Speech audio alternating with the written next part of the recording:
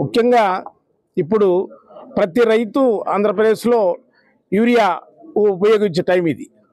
వరికి కానీ ఏ పంటకైనా కానీ యూరియా ఉపయోగించడం. అందులో అత్యంత తక్కువ ధరకు వచ్చేది యూరియా బస్తా ఒకటి మాత్రమే, ఏదీ లేదు. అది government subsidy, central government subsidy కానీ ఇంకోటి కానీ ఏదైనా కూడా అత్యంత తక్కువ ఖరీదుకు ఇప్పుడు దొరుకుతుండేది యూరియా ఒకటే.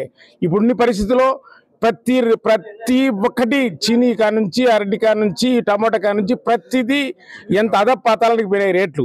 ఇప్పుడు వేరే బస్తాలు కొని వేసే పరిస్థితిలో రైతు లేడు. కాబట్టి దయచేసి ప్రభుత్వం అర్థం చేసుకొని యూరియా కొరత నివారించి, దాని రకరకాల కుంటి సాకులు చెప్పకుండా యూరియా కొరతను నివారించి రైతులను ఆదుకొని ఈ యావత్ ఆంధ్రప్రదేశ్ను సుభిక్షంగా ఉండడానికి ప్రభుత్వం కృషి చేయాలని మేము కోరుకుంటున్నాం.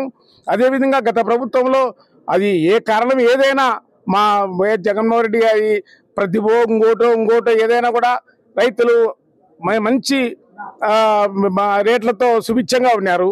ఇప్పుడు అది కారణం ఏదైనా కావచ్చు, అది ఆతపాతాలకు రేట్లు పడిపోయినాయి. ఇవి కూడా ప్రభుత్వం కొంచెం చొరవ తీసుకొని రైతులకు ఇబ్బంది తొలగించాలా.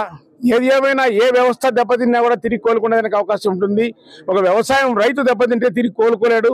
రైతే వెన్నుముక్క అని చెప్తారా కానీ రైతు విరిగే పరిస్థితి వచ్చింది. ఈ పరిస్థితి రాకుండా ప్రభుత్వాలు దయచేసి ప్రభుత్వం ఆలోచన చేసి, కేంద్ర ప్రభుత్వం రాష్ట్ర ప్రభుత్వం ఆలోచన చేసి ఈ యూరియా కొరత నివారించి ఈ రేట్లను కొంచెం మానవతా దృష్టితో రైతులను దృష్టిలో పెట్టుకొని ఆలోచన చేసి అవి కూడా ఎంత వీలైతే ఏ రకంగా అయినా కూడా మీరు పంటలు గవర్నమెంటే కొని ప్రజలకు అమ్మడమా, రకరకాలు లేదా శీతల గిడ్డంగులు పెట్టడమా, ఈ కారణం ఏదైనా కూడా రైతులను ఆదుకొని ఈ ఆంధ్రప్రదేశ్ను కాపాడాలని కోరుకుంటున్నాం. మోసపూరితమైన హామీలతో గద్దెనెక్కినటువంటి కూటమి ప్రభుత్వం మరొక్కసారి తన వికృత రూపం చూపిస్తూ ఉన్నారు. ఇవాళ మనం చూస్తూ ఉన్నాం, అన్నదాత రైతులను ఎలాంటి మోసాలు చేశారు, రైతులకు అన్ని రంగాల అన్ని వ్యవస్థలలోనూ ఎలాంటి మోసాలు జరిగినాయని. దాంట్లో భాగంగానే మరొకసారి కూటమి ప్రభుత్వం యొక్క మోసపూరితమైన హామీలతో అన్నదాతకు మరొకసారి అన్యాయం జరుగుతూ ఉంది. ఈ అన్నదాత పోరు 9వ తారీఖున మన రాష్ట్రం మొత్తం చేయాలని చెప్పేసి జగన్మోహన్ రెడ్డి గారు పిలుపునిచ్చారు.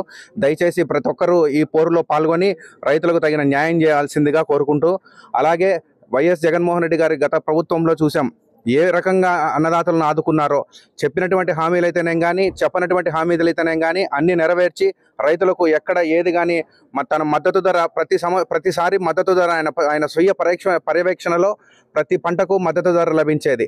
అలాగే ఇప్పుడు చూస్తూ ఉన్నాం, మా పులివెందుల ప్రాంతంలో ఉన్నటువంటి చీనీకాయలు అయితేనేం కానీ, అరటి అయితేనేం కానీ ఏ రకంగా ఎప్పుడు కూడా మద్దతు ధర లేదు. అలాగే 5,000కు పడిపోతూ ఉంది.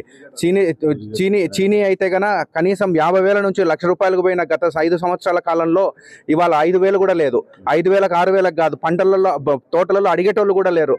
అలా తయారైంది. దాని గురించి ఈ కూటమి ప్రభుత్వం కానీ, ఇక్కడ స్థానికంగా ఉన్న నాయకులు కానీ దాని గురించి ఎలాంటి నియంత్రణలు చేపట్టలేదు. అలాగే అరటి కూడా గతంలో ఒక్కసారి మాత్రం ఒక 25,000 పోతానే గతంలో వాళ్ళ ప్రభుత్వంలో లేదు, ఈ ప్రభుత్వంలో వచ్చిందన్నారు. మరి అదే 25,000 నుంచి ఇవాళ 5,000కి ఎందుకు పడిపోయిందో మరి వాళ్ళు సమాధానం చెప్పాలి. ఎమ్మెల్సీలు ఎవరైతే మాజీ ఎమ్మెల్సీలు ఎవరైతే ఉన్నారో వాళ్ళందరూ వీటి గురించి ఖచ్చితంగా సమాధానం చెప్పాలి. అలాగే ఎర్రగడ్డ అయితేనేం కానీ, ఏవైతేనేం కానీ ఇక్కడ స్థానికంగా పంటలకు మద్దతు ధర లేదు. దాని గురించి వీళ్ళగురు ఎక్కడన్నా కూడా మీడియాలో మాట్లాడదాము, దాని గురించి ఎలాంటి హామీలు ఇద్దామనే ఆలోచన అసలు లేదు. దయచేసి ఇప్పుడైనా కూడా అన్నదాతకు తగిన న్యాయం చేయాలని చెప్పేసి కోరుకుంటూ, ఈ 9వ తారీఖు పులివెందుల్లో జరిగేటువంటి ర్యాలీలో ప్రతి ఒక్కరూ అన్నదాతకు సంఘీభావంగా పాల్గొనాలని చెప్పేసి ప్రతి ఒక్కరిని మనస్ఫూర్తిగా కోరుకుంటున్నాను.